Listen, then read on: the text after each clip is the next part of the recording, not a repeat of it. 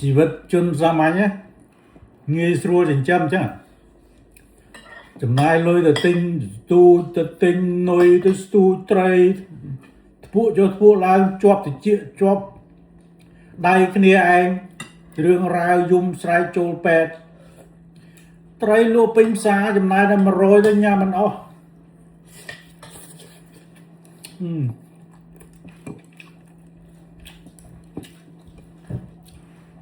អ្នកខ្លះគេថាទៅកំសាន្តនេះស្ទូចយកជីវិតគេពួកខ្លាំត្រីអត់ស៊ីទៅទាញកវត្តមកចំពោះហើយណាពោះត្រីចេះជាប់មកដែរអត់ទេចំណងចំណុំនេះវាខុសគ្នា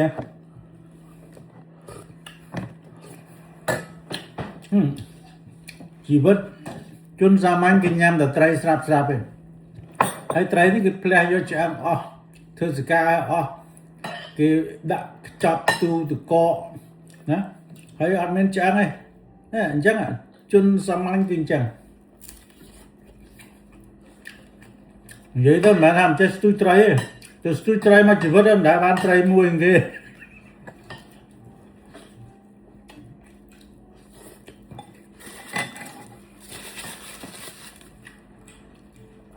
គេស្ទូចត្រីគេដាក់វត្តឯងអង្គុយយកទៅភ្លឺរកត្រីមួយស្ទៀតមានស្ទូចដូចគេនៅដូចគេកន្លែងណាមួយដូចគេឬអត់យល់ឬអត់មានកម្មអញ្ចឹងទ្រព្យសម្បត្តិមិនមែនជារបស់ចាំបាច់ក្នុងការដែលឪពុកម្ដាយត្រូវប្រគល់ឲ្យកូននោះទេចំណេះដឹងនិងការប្រព្រឹត្តល្អតែប៉ុណ្ណោះដែលគួរជាទីបំផុតក្នុងការដែលម៉ែឪត្រូវប្រគល់ឲ្យដល់កូនសម្លាញ់ចំបំផុតនៃសេចក្តីលោភលន់មិនចេះគ្រប់គ្រាន់គឺសេចក្តីទុក្ខអ្នកដែលមិនធ្លាប់ឲ្យអភ័យដល់អ្នកដទៃគឺជាអ្នកដែលទន់ខ្សោយដោយគុណធម៌ការឲ្យអភ័យដល់សត្រូវបានគឺជាការសាងមិត្តរមែងរុងរឿងដូចជាព្រះមហោសថបើអ្នកដទៃបោកបញ្ឆោតយើ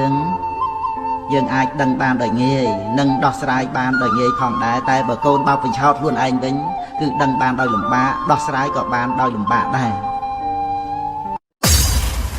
សុខភាពនិងអាហារសុខភាពរាងកាយរឹងមាំកើតចេញពីរបបអាហារដែលមានជីវជាតិគ្រប់គ្រាន់ការទទួលទានបន្លែផ្លែឈើនិងគ្រាប់ធញ្ញជាតិអាចការពារជំងឺបេះដូងនិងកាត់បន្ថយបញ្ហាសរសៃឈាម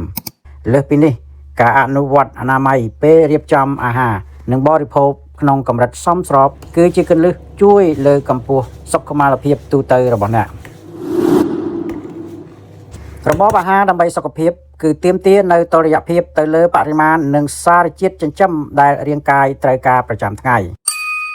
អាហារផ្ដល់ថាមពលជួយឲ្យរាងកាយមានកម្លាំងក្នុងការធ្វើសកម្មភាពផ្សេងអាហារជួយលូតលាស់ជួយពង្រឹងសរីរាង្គកោសិកានិងប្រព័ន្ធភាពស៊ាំអាហារការពារប្រឆាំងជំងឺ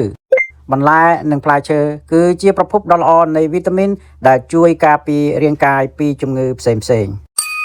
ការណែនាំដើម្បីសុខភាពល្អញ៉ាំអាហារស្អាតនិងស្រស់អាហារស្អាតជួយកាត់បន្ថយហានិភ័យនៃជំងឺបេះដូងនិងជំងឺដាច់សរសៃឈាមខួរក្បាលការជ្រើសរើសអាហារស្វែងយល់បន្ថែមអំពីអាហារកម្ពុជាទាំង13ដែលជួយកាត់បន្ថយហានិភ័យនៃជំងឺមហារីក